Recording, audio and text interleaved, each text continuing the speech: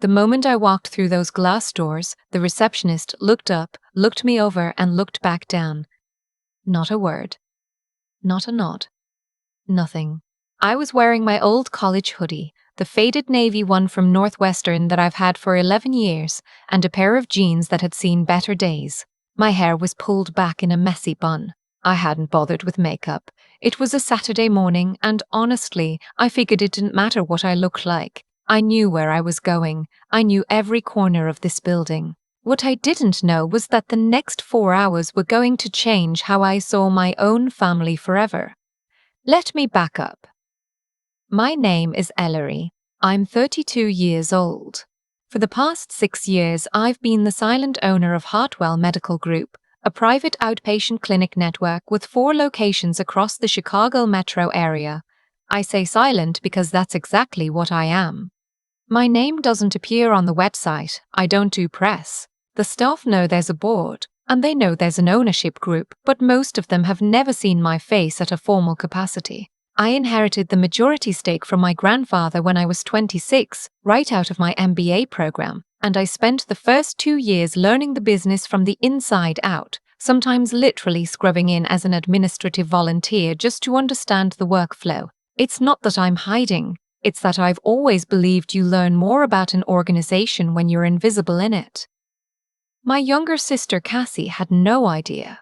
Neither did my mother. Neither did the man Cassie was about to marry, or his family, who had flown in from Phoenix specifically for this occasion, the occasion being a private brunch at the Hartwell River North location. Cassie's future mother-in-law, a woman I will call Mrs. Holbrook because that is her name and she has earned every syllable of what's coming, had personally requested the venue after seeing it featured in the local lifestyle magazine. She wanted something elevated. She wanted exposed brick and Edison lights and a staff that knew how to treat important people. She had no idea she was about to host a celebration inside a building I own. I found out about the brunch the week before when Cassie texted me a calendar invite. No call. No hey, I'd love for you to be there. Just a calendar invite with the address and a note that said, dress nicely, it's important to them. I didn't respond immediately because I was in back-to-back meetings, and by the time I did, Cassie had already followed up with, also maybe don't talk too much about work. His mum asks a lot of questions, and I don't want things to get complicated. I stared at that text for a long time. Don't talk about work. I own the building where this brunch is happening and my sister is asking me not to talk about work. I typed back, I'll be there. Can't wait to meet everyone. I didn't mention that I'd already pulled the event booking in our system and reviewed the catering order. I didn't mention that I recognized the venue coordinator's name from a performance review I'd signed off on 3 months ago. I just put it in my calendar and went back to my day. Saturday morning, I drove myself. No need to make an entrance. I parked in the garage, took the elevator up, and walked through the main entrance like any other visitor. That's when the receptionist didn't look up. I waited at the front desk for about 45 seconds, which is a long time to stand at a reception desk while someone pretends you're not there. And then I said, "Good morning." She looked up. Blinked. "Do you have an appointment?" "I'm here for the Holbrook event. Private brunch." "Ellery, are you with the catering overflow team?" She had already looked back down at her screen, because the service entrance is around back. "Take the side hall past the parking structure." I paused. I want to describe this moment carefully because it would have been very easy, very satisfying actually, to say something right then. To tell her exactly who I was and watch her expression shift.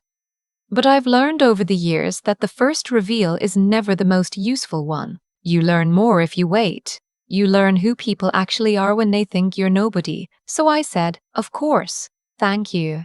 And I walked around back. The side entrance took me past the kitchen prep area, which was in full Saturday morning mode. There were 2 line cooks plating something that smelled incredible. I later found out it was the smoked salmon Benedict that our events coordinator had pushed as a new addition to the brunch menu. I stopped to watch for a moment, and one of the cooks glanced over. "You lost?" Just heading up to the Holbrook event, I said. He pointed toward a staff elevator. Third floor, they're in the Riverview room. Then he handed me a small plate with a leftover salmon piece and a smear of crèche on toasted brioche. Try this first. We're testing it today. I ate it standing next to a stainless steel prep counter. It was honestly one of the best things I've eaten in months. It's perfect, I told him. Really? He grinned. Tell that to our owner. I smiled and didn't say anything. The Riverview room is on the third floor, with floor-to-ceiling windows that face the Chicago River.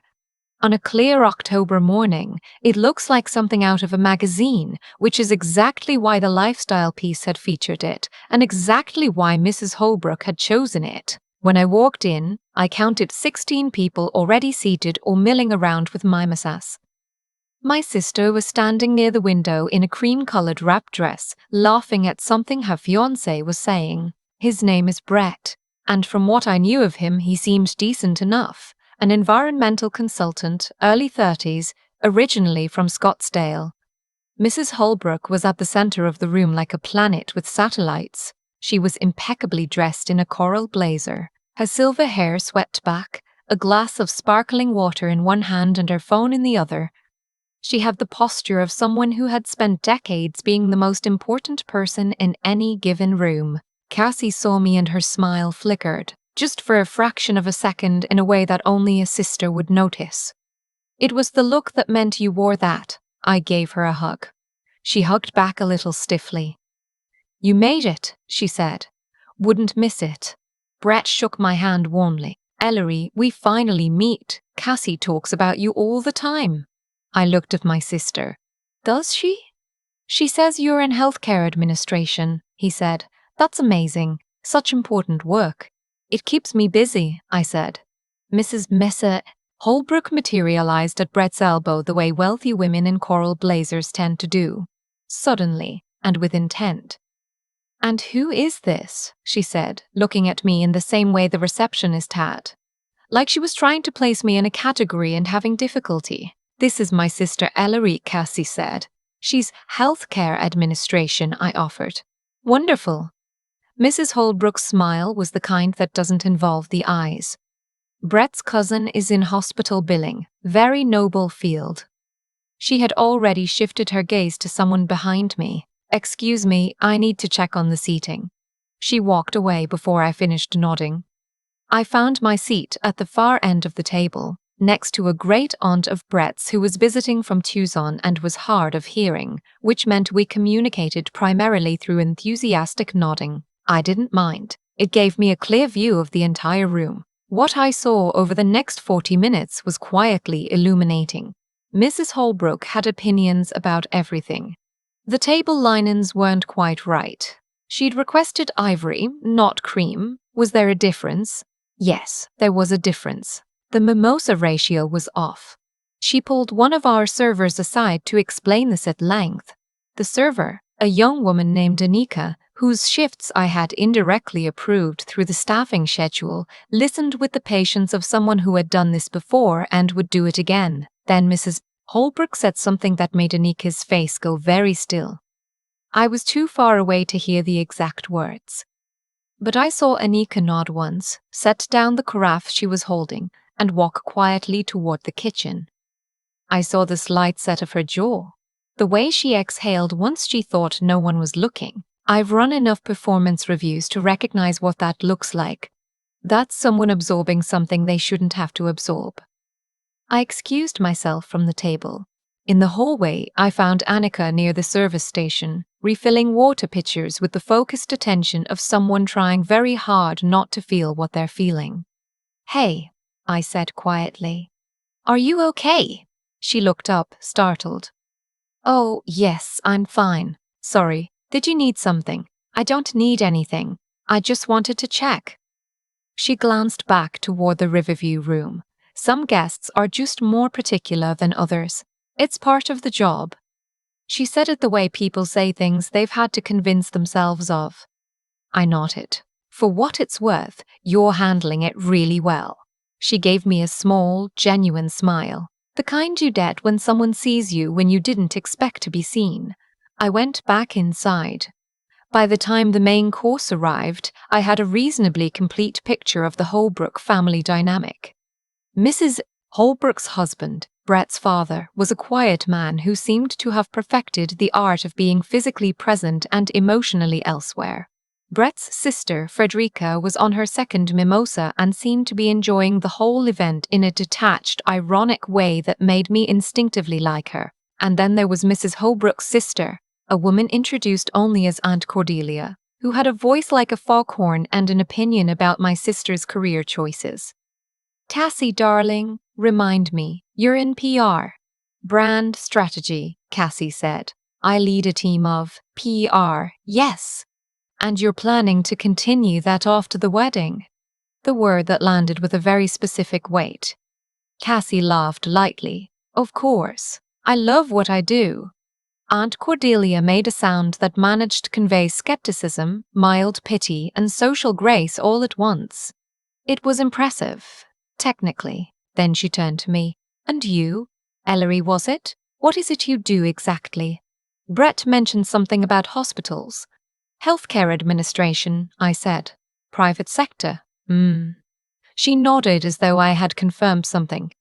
"Good for you. Steady work. Very practical." I smiled. "It pays the bills." Cassie shot me a look that I understood perfectly. "Please don't." Not because she thought I was going to embarrass her, but because she was embarrassed for me, and she didn't want me to make it worse by drawing attention to myself.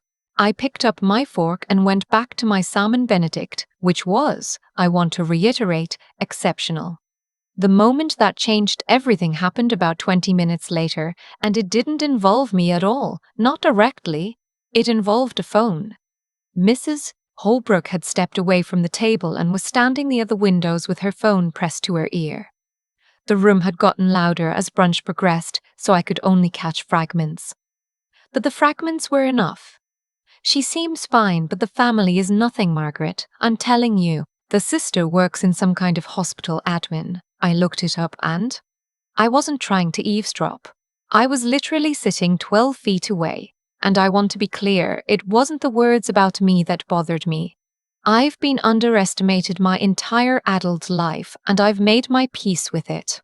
What bothered me was the second part. And honestly, if Brett is going to marry into this family, we need to be managing expectations about what kind of support is realistic. The parents seem comfortable, but comfortable isn't. She turned slightly, saw me looking in her direction, and shifted another few degrees toward the window. I looked down at my plate. Comfortable isn't what she was hoping for. She was evaluating my family's financial standing. She was deciding whether my sister was a worthwhile investment. I thought about Cassie's text, "Don't talk about work." I thought about my grandfather, who built Hartwell Medical Group from a single walk-in clinic in Pilsen in 1987, who spent 20 years learning every part of the business, from billing codes to supply chain to staff scheduling, because he believed you couldn't lead what you didn't understand. Who handed it to me not because I was the oldest grandchild, but because I was the one who asked the right questions. I thought about the smoked salmon Benedict I'd eaten in the kitchen downstairs, standing next to a prep counter handed to me by a cook who didn't know I signed his performance bonus last spring. I set my fork down.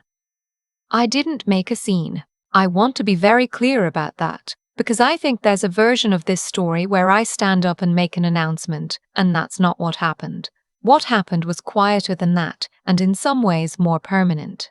I excused myself from the table again, took the elevator down to the administrative floor, the one that requires a keycard, which I happened to have.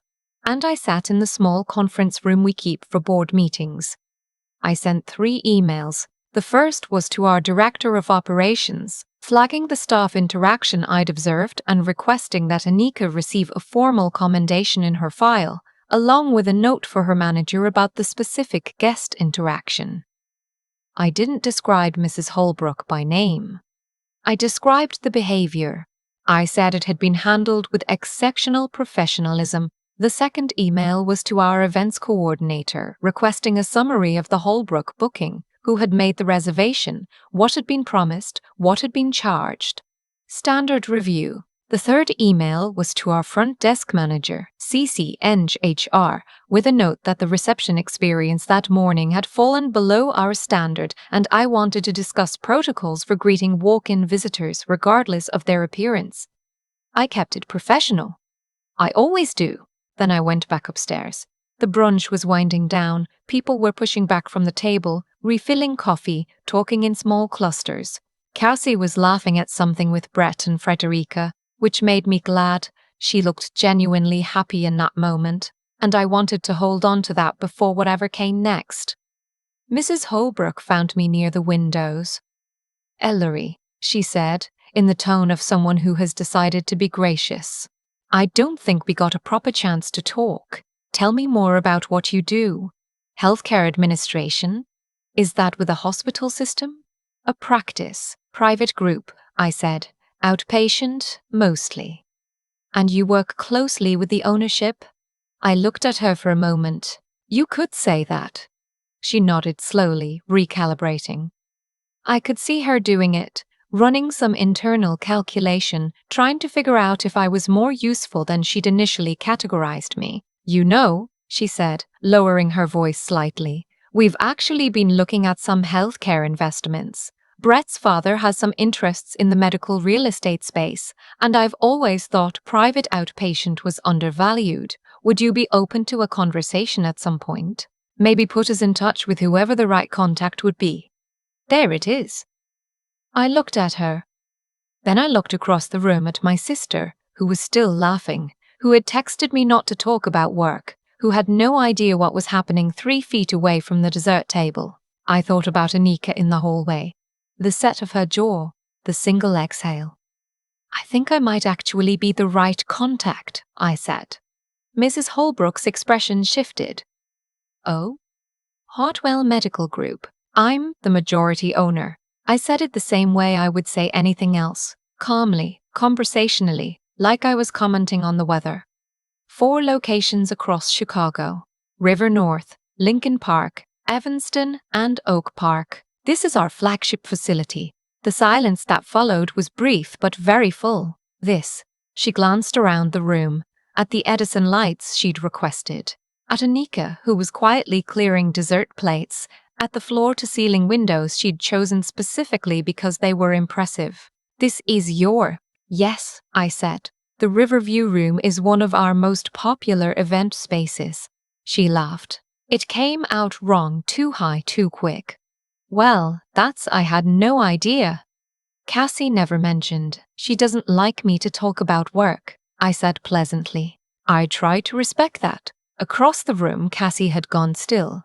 She'd seen my face and Mrs. Holbrook's face and the particular geometry of our conversation, and she understood that something had just shifted. Brett was looking between the two of us with the expression of someone trying to catch up. I turned to Brett. "I hope you know my sister is brilliant," I said. "Her brand strategy work, she led a campaign last year that went genuinely national. She doesn't talk about it much because she's not a person who needs credit for things, but you should know." Brett nodded slowly. "I know. Good." I looked back at Mrs. Holbrook. "As for the investment conversation, I'd be happy to have it. Have your husband's office reach out through our board contact. I'll make sure they're directed appropriately." I picked up my coffee cup. "The smoked salmon Benedict was excellent today," I added. "I'd recommend it if you haven't tried it." Then I went to find my sister. Cassie was standing near the door that led to the hallway, and I could tell she'd positioned herself there about 30 seconds ago specifically so we could talk without an audience. She had her arms crossed and her jaw was doing the thing it does when she's trying to decide between 2 emotions.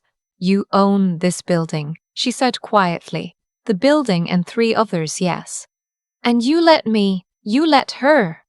She stopped, pressed her lips together. "I wasn't going to make a scene at your brunch," I said.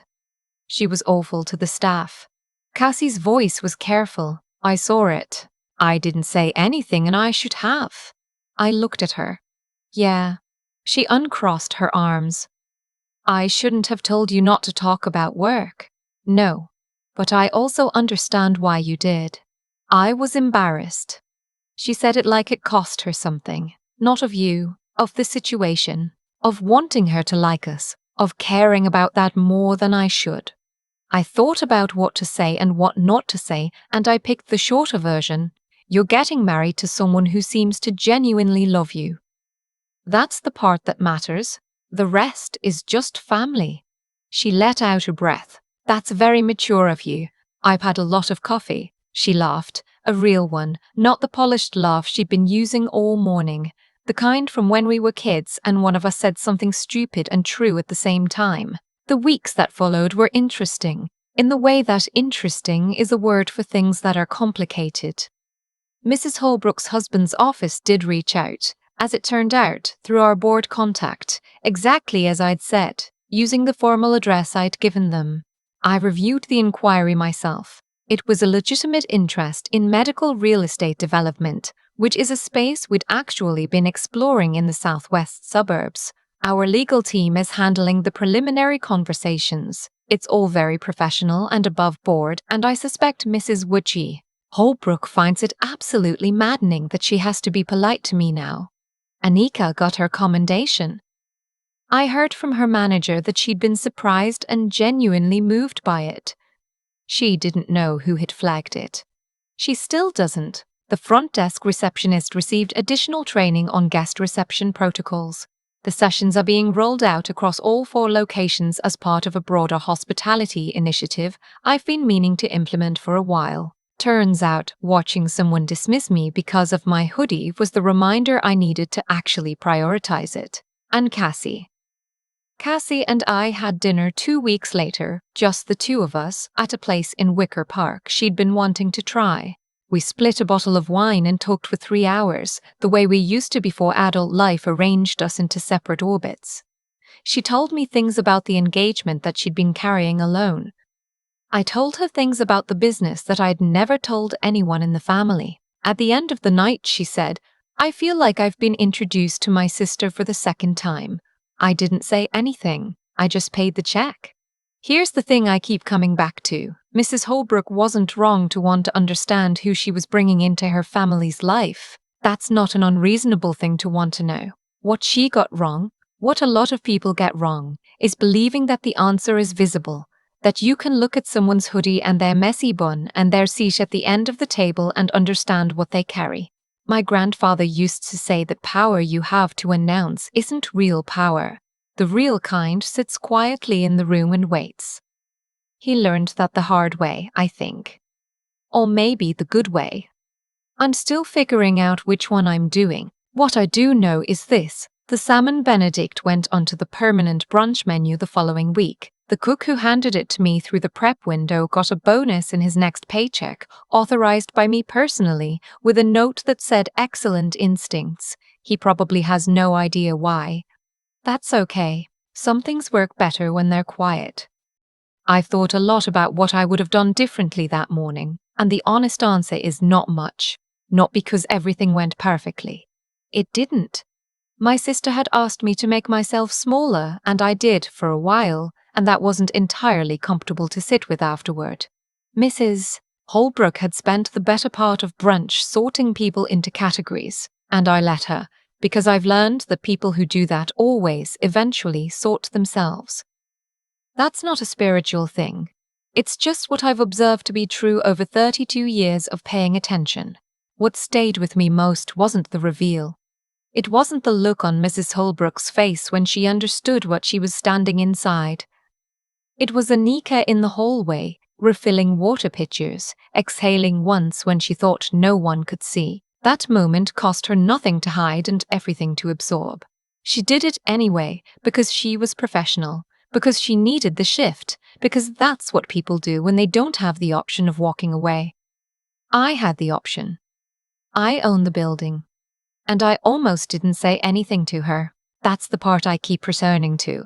Not the power move, not the business conversation by the windows. The 30 seconds I almost let pass because I was focused on my own discomfort and not hers. There's something I think people get wrong about strength. They confuse it with position. They think it's the corner office, the equity stake, the moment when the room finally understands who you are. But I watched my grandfather build something from nothing, a single walk-in clinic in Pilsen, 1987, cash-strapped and stubborn, and what made him formidable wasn't the business. It was that he never stopped noticing people. He knew every staff member by name. He remembered things. He followed up. He understood that an organization is only as good as the people inside it who feel seen. I inherited his equity. I'm still trying to inherit that part. Cassie told me at dinner weeks later that she'd felt ashamed, not of me, of herself, for caring more about Mrs. Holbrook's approval than about her own sister's dignity. I told her I understood, because I did. We spend so much of our lives managing other people's perceptions of us, trying to fit into the version of ourselves that makes the room most comfortable. It's exhausting, and it costs us things quietly, slowly, in ways we don't always notice until we're sitting across from our sister at a wine bar at 11 on a Tuesday and finally saying the things we should have said months ago. What I know now, what that morning clarified for me, is that the choices that define you are rarely the dramatic ones, they're the small ones. Whether you stop in a hallway, whether you send the email, whether you stay quiet when staying quiet is easier or speak when speaking costs you something. Mrs. Holbrook wanted to know what kind of family her son was marrying into. I hope she has a clearer picture now. Not because of the business, not because of the building. Because of my sister, who sat across from me and said I was wrong without anyone asking her to. That's the family she's marrying into. I think we turned out okay.